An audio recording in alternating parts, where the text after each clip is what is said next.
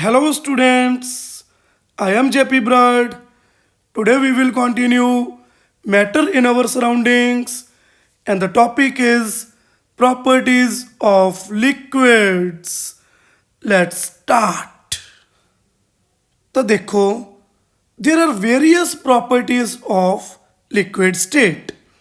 The number one is liquids do not have fixed shape. Liquid ਦੀ ਕੋਈ fix shape ਨਹੀਂ ਹੁੰਦੀ। ਕਿਉਂ ਨਹੀਂ ਹੁੰਦੀ? ਤਾਂ ਦੇਖੋ, because interparticle forces of attraction are not strong enough to keep the particles in fixed position. Particle ਦੇ ਵਿੱਚ ਜਿਹੜੀ ਫੋਰਸ ਆਫ ਅਟਰੈਕਸ਼ਨ ਹੈ ਨਾ, ਉਹ ਇੰਨੀ ਜ਼ਿਆਦਾ ਸਟਰੋਂਗ ਨਹੀਂ ਹੁੰਦੀ ਲਿਕੁਇਡਸ ਦੇ ਵਿੱਚ ਕਿ ਉਹਨਾਂ ਨੂੰ ਇੱਕ ਜਗ੍ਹਾ 'ਤੇ ਰੱਖੇ। ਪਾਰਟੀਕਲਸ ਦੇ ਵਿੱਚ ਫੋਰਸ ਆਫ ਅਟਰੈਕਸ਼ਨ ਘੱਟ ਹੋਣ ਕਰਕੇ ਪਾਰਟੀਕਲਸ ਇੱਧਰ ਉੱਧਰ ਮੂਵ ਕਰਦੇ ਰਹਿੰਦੇ ਆ, ਉਹਨਾਂ ਦੀ ਫਿਕਸ ਪੋਜੀਸ਼ਨ ਨਹੀਂ ਹੋ ਸਕਦੀ। ਤਾਂ ਕਰਕੇ students liquids do not have fixed shape. Liquids ਨੂੰ ਜਿਹੜੇ ਵੀ ਕੰਟੇਨਰ 'ਚ ਪਾਉਣੇ ਆ ਉਹਦੀ ਉਹੀ ਸ਼ੇਪ ਬਣ ਜਾਂਦੀ ਹੈ, ਇਹ ਆਪਾਂ ਨੂੰ ਵੀ ਪਤਾ ਹੈ।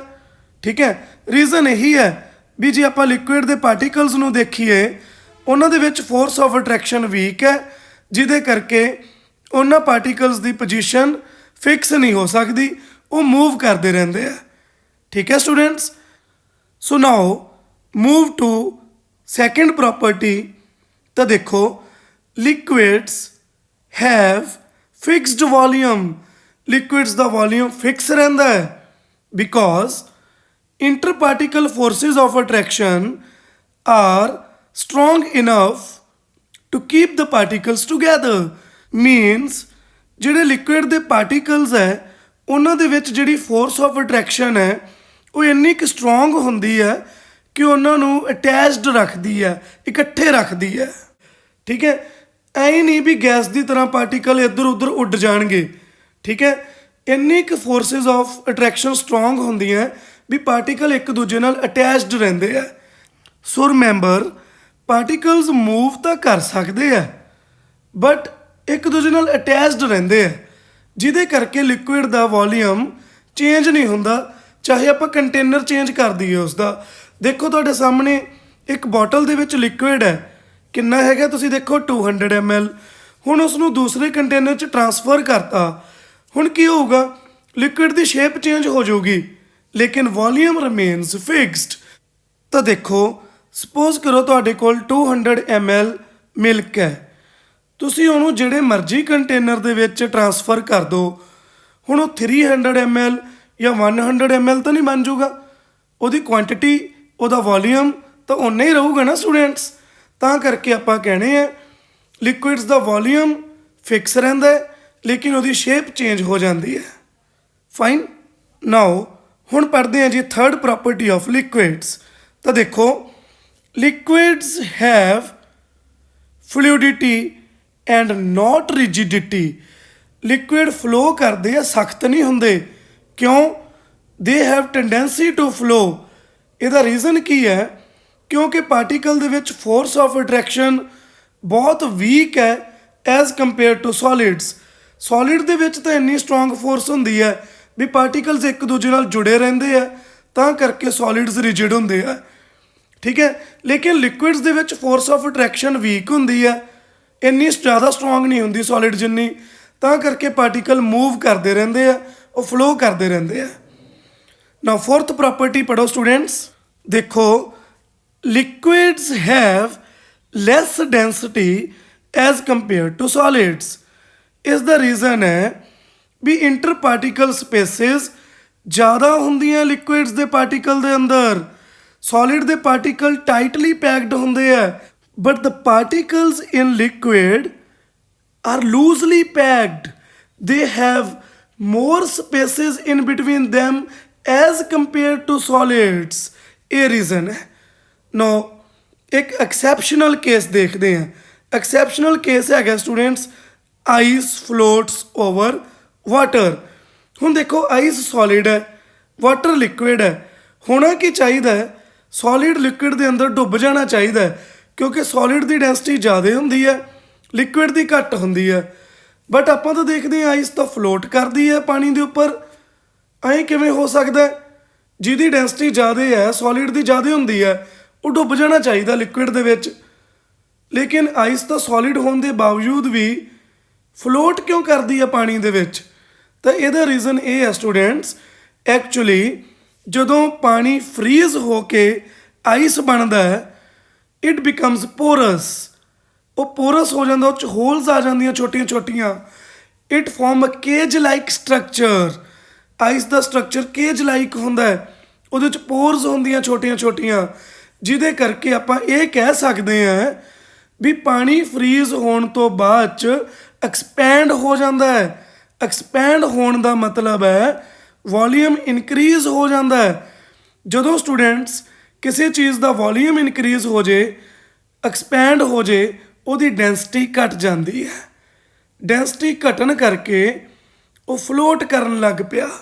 ਸਟੂਡੈਂਟਸ, ਆਈਸ ਦੀ ਡੈਂਸਿਟੀ ਪਾਣੀ ਦੀ ਡੈਂਸਿਟੀ ਤੋਂ ਘੱਟ ਹੁੰਦੀ ਹੈ। ਇਹ ਐਕਸੈਪਸ਼ਨਲ ਕੇਸ ਹੈ।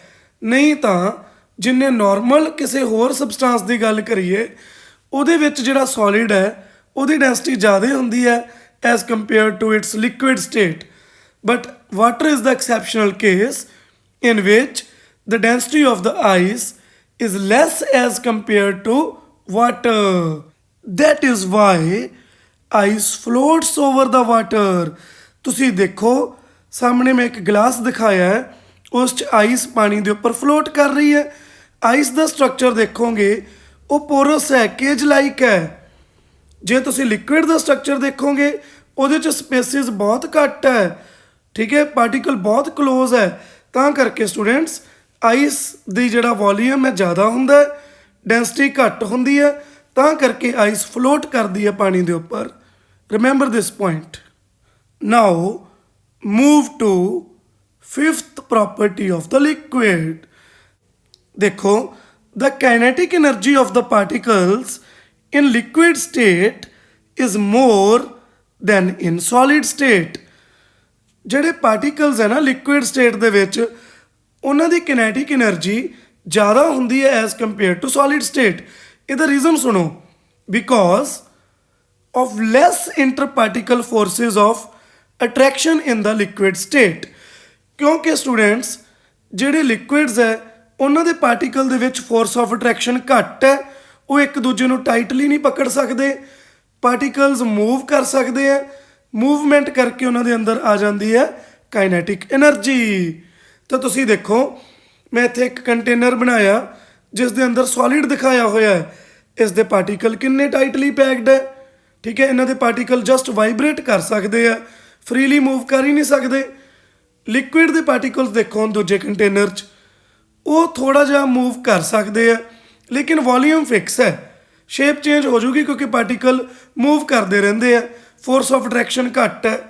ਗੈਸਿਸ ਦੀ ਜੇ ਤੁਸੀਂ ਗੱਲ ਕਰੋਗੇ, ਪਾਰਟੀਕਲ ਦੇ ਵਿੱਚ ਫੋਰਸ ਆਫ ਅਟਰੈਕਸ਼ਨ ਜਮਾ ਹੀ ਘੱਟ ਹੁੰਦੀ ਹੈ, ਤਾਂ ਪਾਰਟੀਕਲ ਬਿਲਕੁਲ ਹੀ ਫਰੀਲੀ ਇੱਧਰ ਉੱਧਰ ਉੱਡਦੇ ਰਹਿੰਦੇ ਆ, ਮੂਵ ਕਰਦੇ ਰਹਿੰਦੇ ਆ, ਠੀਕ ਹੈ।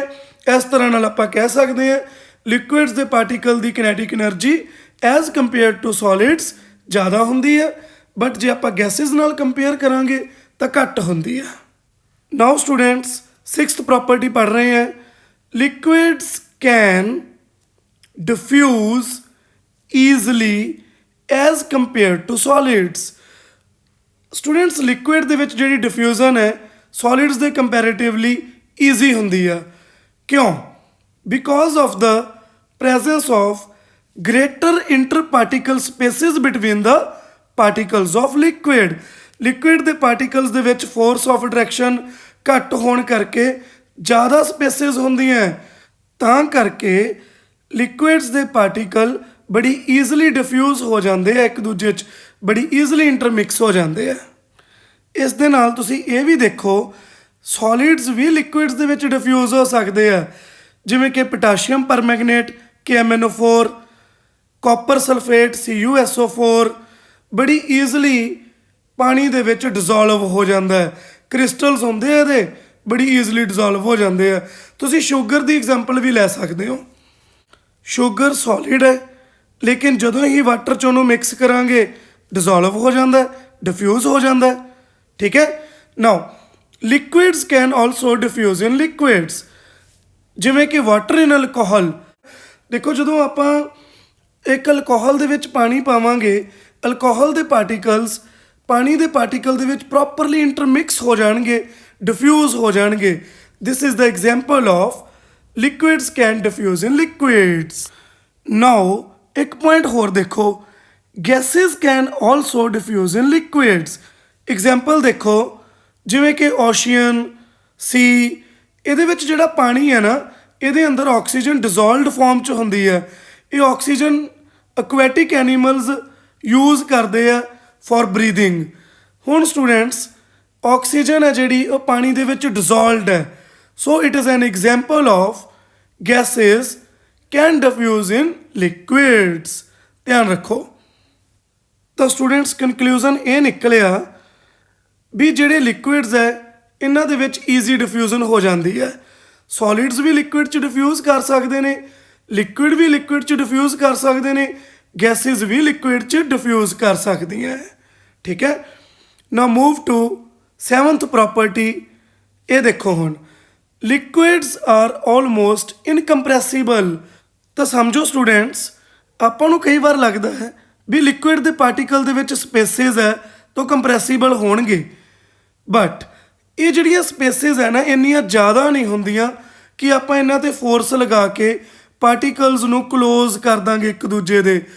ਇਹ ਸਪੇਸਿਸ ਨਾ ਬਹੁਤ ਘੱਟ ਹੁੰਦੀਆਂ, ਤਾਂ ਕਰਕੇ ਸਟੂਡੈਂਟਸ ਯਾਦ ਰੱਖੋ, ਲਿਕੁਇਡਸ ਆਰ ਆਲਮੋਸਟ ਇਨਕੰਪਰੈਸੀਬਲ। ਇਹਨਾਂ ਨੂੰ ਕੰਪਰੈਸ ਨਹੀਂ ਕੀਤਾ ਜਾ ਸਕਦਾ, ਇਹ ਯਾਦ ਰੱਖੋ ਪੁਆਇੰਟ। ਸੋ ਪ੍ਰੋਪਰਟੀਜ਼ ਹੋ ਗਈਆਂ ਖਤਮ ਸਾਰੀਆਂ। ਹੁਣ ਆਪਾਂ ਪੜਾਂਗੇ 2-4 ਐਗਜ਼ਾਮਪਲਸ। ਹੁਣ ਲਿਕੁਇਡ ਦੀਆਂ ਐਗਜ਼ਾਮਪਲਸ ਤਾਂ ਤੁਹਾਨੂੰ ਬਹੁਤ ਪਤਾ ਹੈ, water, oil, petrol, alcohol etcetera, ਜੋ ਮਰਜ਼ੀ ਲਿਖ ਦਿਓ। ਨਾਓ ਅੱਜ ਦਾ ਟੌਪਿਕ ਹੋਇਆ ਸਟੂਡੈਂਟਸ ਡਨ। ਮਿਲਦੇ ਆ ਨੈਕਸਟ ਵੀਡੀਓ ਲੈ ਕੇ। Take care, good bye.